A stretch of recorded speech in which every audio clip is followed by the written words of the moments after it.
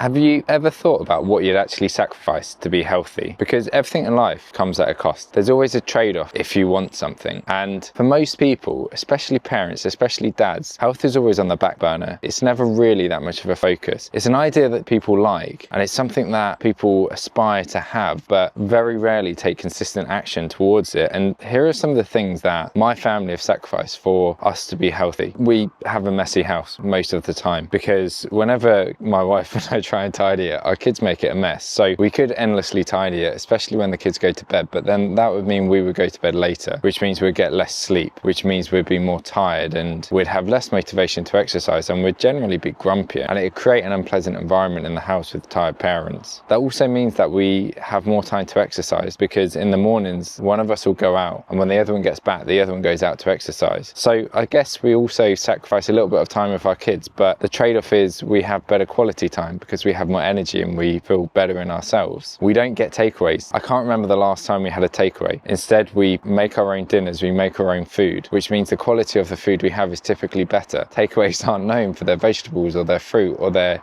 lean meats or for moderate consumption. We don't have a TV, which means we don't sit down a lot of the time. We try and go out as much as we can with the kids. And actually for our kids, they're a lot more creative than when we had a TV because they're forced to get bored. They have to make their own fun. Our son is incredibly creative with Lego. Our daughter can do puzzles well beyond her age. And it's because they have no choice but to sit down and do things. They're some of the things that we've traded off, which people enjoy and seek comfort in, but instead we get fun with other things. And while some people might not want to trade those off for our family, that works. But it might be worth sitting down and thinking, what would you actually trade off for health? What are you happy to sacrifice if it meant that you felt better in yourself? And what doors would that unlock? Because in 10 years' time, if you make the effort to be healthy now, you'll thank yourself. We all have this attitude of, it won't happen to me, especially when it comes to illnesses, cardiovascular disease, heart attacks, strokes, cancers. But whatever we do today always moves us one step closer to whatever we're at risk at, genetically or lifestyle-wise. Unless we try and change, the odds aren't going to sway in our favour. But think about that today and let me know your thoughts on what would you sacrifice if it meant that you were healthy.